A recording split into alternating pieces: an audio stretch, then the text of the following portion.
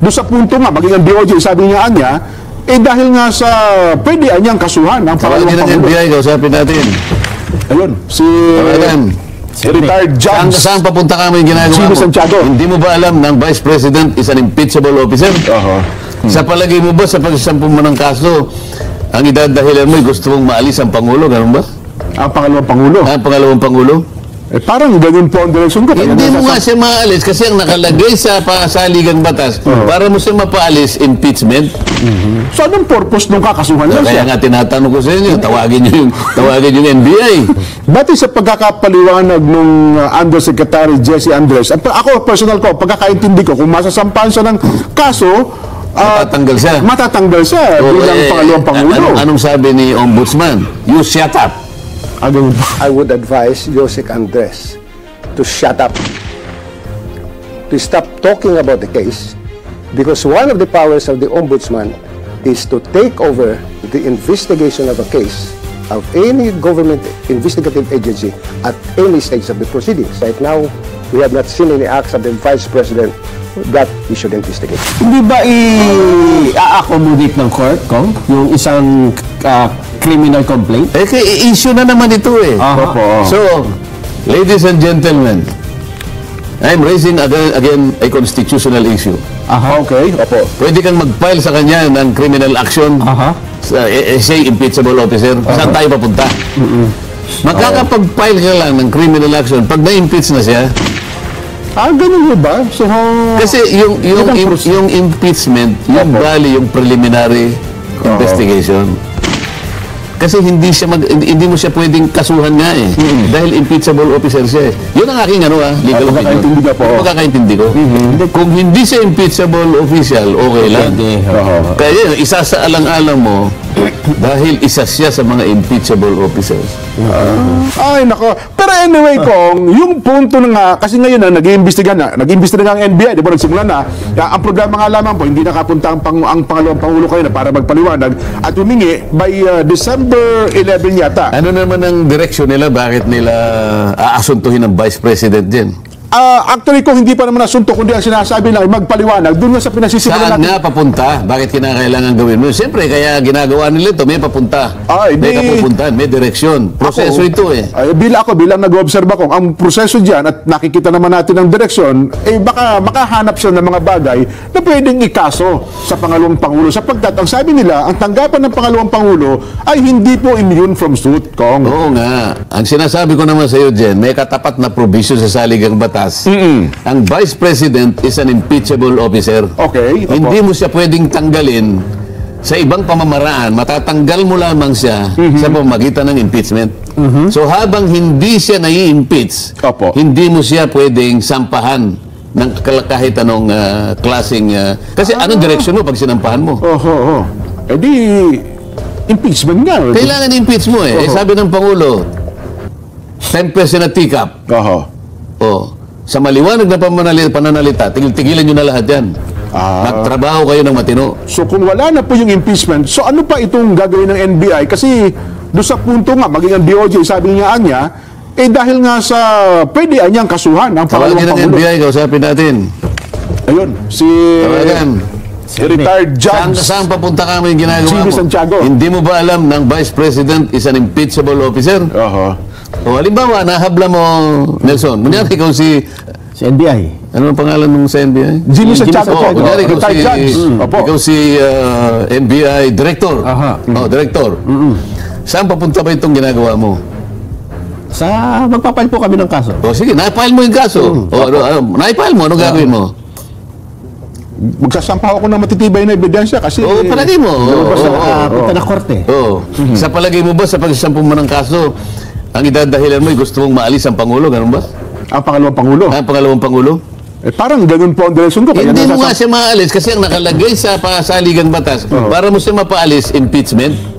So anong purpose nung kakasuhan lang siya? Kaya nga tinatanong ko sa inyo, tawagin yung NBI. Hindi ba i-accommodate ng court, Kong, yung isang criminal complaint? Issue na naman ito eh.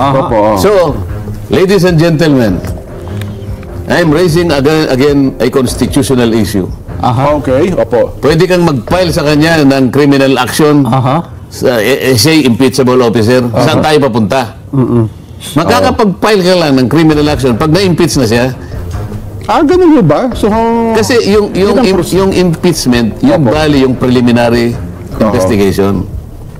Kasi hindi mo siya pwedeng kasuhan nga eh. Dahil impeachable officer siya eh. Yun ang aking legal opinion. pagkakaintindi niyo po. Yun ang pagkakaintindi ko. Kung hindi siya impeachable official, okay lang. Kaya isa sa alang-alang mo, dahil isa siya sa mga impeachable officers. Batay sa pagkakapaliwanag nung Undersecretary Jesse Andres, ako personal ko, pagkakaintindi ko, kung masasampahan siya ng kaso, Matatanggal siya. Matatanggal siya bilang pangalawang pangulo. Anong sabi ni Ombudsman? You shut up. Ganun po. Hindi mo narinig? Ombudsman, Materes. I would like to tell Secretary, Yusek ba siya? Yusek Jesse Andres. Yusek Andres that you should shut up. Ganun Stop po. talking. Sabi niya.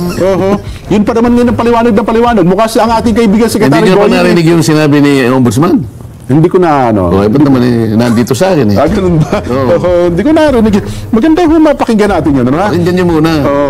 Kasi ngayon, parang si Secretary Boy Rebulya hindi nagpapaliwanag. Kaya ang nagpapaliwanag lagi, yung Undersecretary Jesse Andres Kong. Kaya yun po. Ako yun parang yun ang direction nila. Sabi ng Ombudsman, meron kaming karapatan na kami ang mag-take over ng pag-iimbestiga kung gusto namin. At any point. Opo. Kaya kanya, masasabi ko sa iyo, you shut up. Ay, nako. Anyway, Kong, balikan natin yung maganda yung punto, no? Nang pinagbulan ng lahat ng ito, kaya naibulalas, di ba, Nelson, ni Pangalawang Pangulo Inday Sara, yung mga maanghang na pananalita na kaya niya nasabi yung, pag ako napatay, at sabi niya, don't worry ma'am, para may ganun, di ba? Don't worry ma'am, pag ako napatay, ay may kinausap na ako para patayin din ang Pangulo, ang Lisa, tsaka si Speaker Martin. Pero, yun bang mga ganung salita ko? Yung sabi kasi nila, yung pagbabanta per se, at yung paghiganti, ay isang klase na raw po ng krimen yun, Kong eh. Pagbabanta. Opo. Nagbanta siya. Nagbanta daw po ang Pangalawang Pangulo. Pag siya'y napatay. Opo. Paano mo naman halimbawa i-execute yung halimbawa lang ito. Sige, pag ako'y napatay, papapatay din kita. Mga ganun po. Paano mo malalaman na may execute, patay na nga eh. Sino yung mag-execute? Patay na nga eh. Kasi ang punto nila, Kong, ibuhay pa lang niya, binili mo na yung assassin eh. Oo nga, yung pero, pero maliwanag na may kondisyon talaga eh. May kondisyon talaga. Sinabi niya, pero sa akin, alam mo, hindi seryosong banta yun eh. Sabi ko nga sa iyo, emotional outburst dahil sa nangyari sa kanya eh. Wala na siyang, isipin ko magsalita, Mr. Chair. Wala na po kaming kakampi rito eh. Ayun na nga, talagang... Tapos inuusig lahat ang kanyang mga staff. Lahat ng staff niya. Para bang kinakailangan paduguin lahat yan. Sa mo sa gusto, magsasalita yan. Ituturo yan. Parang gano'n eh. Kaya nga, di ba yung Acosta, sinugod sa ospital ko kasi pinipigyan ng pinasasagot na kung ano-ano. Pinasasagot kahit na hypothetical question na kahit na hindi tama, tinatanong na. Sino hindi maririndi doon? Parang ang gusto kasi nilang marinig doon sa mga pinagtatanong nila, ipagkanulo ng mga taong iyon ang Pangalawang Pangulo. Ganun nga yung gustong mangyari. Naisip-isipin mo, dadalhin sa women's correctional. Yun lang, nung marinig niya yun, siyempre, paano mo ihahalo sa mga convict naman yung isang... yun lahat ay gagawin. At all cost. Para lang mapadugo nila.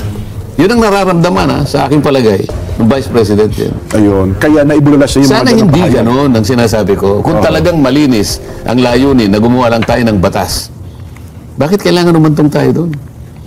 Tawagin mo lahat yung mga hensya, sinasabi ko sa iyo. Yun, magliliwanag ngayon, wala tayong kinikilingan.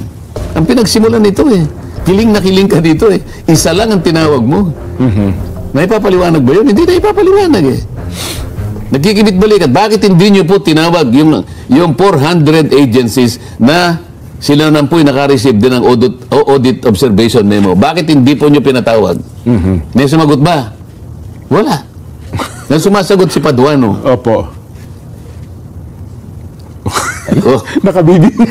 Wala akong may komento. Mahimik ka. Yun nga yun. Yun ang hanapan mo ng sagot. At may kabaligtaran pa dyan ko. Doon nang gagaling yung binitawang pananalita ng Vice President. Halatang halata nga eh. Nako. O pagkatapos, doon ngayon sila babase. Sapagkat wala nga silang maisagot, so yung tutuntunin, yung sinabi ng Vice President. Huwag muna yung sinabi niya. Ang pag-usapan natin, bakit nasabi niya yun? Doon muna tayo. Mahalaga ba yun, Kong? Mahalaga yun. Sa Para lang ma-qualify mo, ba't napilitan niyang sabihin yun? Doon lilitaw. Doon lilitaw. Dahil wala na siyang masabi. Kaya kahit ano sasabihin niya. Kahit pa sa Not necessarily nananakot siya. Not necessarily papatay siya.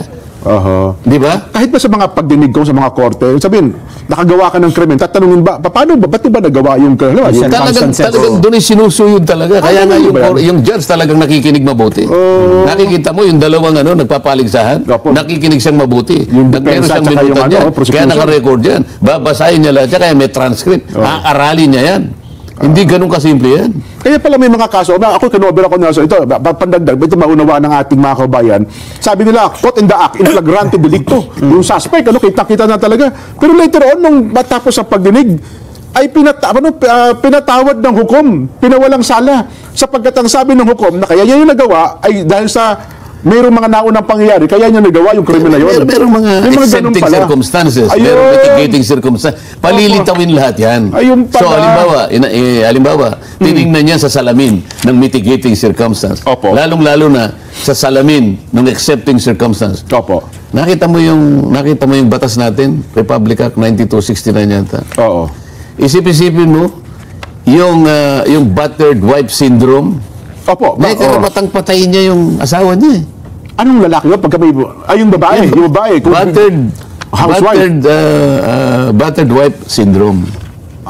So sobrang pagbubugbog sa babae, napatay niya yung mister niya. Oo, nakalagay doon. Ganun ako. Walang kasalanan po yung babae. Walang kasalanan ng babae. Alam mo kung ano ipapataw na parusa? Yung ipapataw na parusa ay akma pa sa kanyang kaligtasan. Sa babae, nakagawa ng krimen, nakagawa ng pagpatay sa kanyang mister. Ganun po. Bibigyan siya ng isang hatol na, okay, hindi ka pupunta sa, merong radius hindi ka pwedeng pumunta sa ganitong lugar. Kasi halimbawa, yung lugar na yun, punong-puno ng kamag-anak ng asawa niya, baka sa paghigantihan. So, may protection pa pala. Ayun, pinatay niya. Pero lilitaw ngayon dahil wala na sa hustong isip. Halimbawa, hindi na siya makatagal doon sa kanyang nararamdaman na sakit na pinaghalo-halo ng lahat ng kung ano-ano. Dahil sa kagagawa ng asawa niya. Napatay niya sa akto. Ayun, meron pang yun na may oras pang pagitan eh. Binigyan pa rin ng katwiran ng korte. Ito, nasabi niya lang.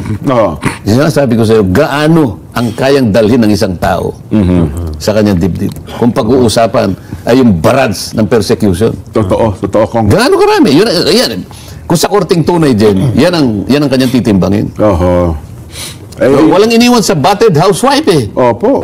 Bugbog na bugbog eh. Isipin, yung buong puwersa ng House of Representatives nakatuon sa'yo. Samantalang yung mga kasama mo na mas malaki pa yung tinanggap, wala man lang tinawag kahit isa para usisain din ang pagkakagasta ng kanilang confidential fund. Ayun, sana naintindihan. Malinaw yan sa ating mga kababayan. Kaya sinasabi po natin, hindi po yung pagsabi niya ang atin lamang dapat na usisain. Kung ano ang pinanggalingan na sitwasyon, bakit niya nasabi yun? Kasi baka mag-apply yung exempting circumstances. Mitigating circumstances. Ganun ang korte. Hindi. Tayo naman eh. Anong masasabi mo sa sinabi?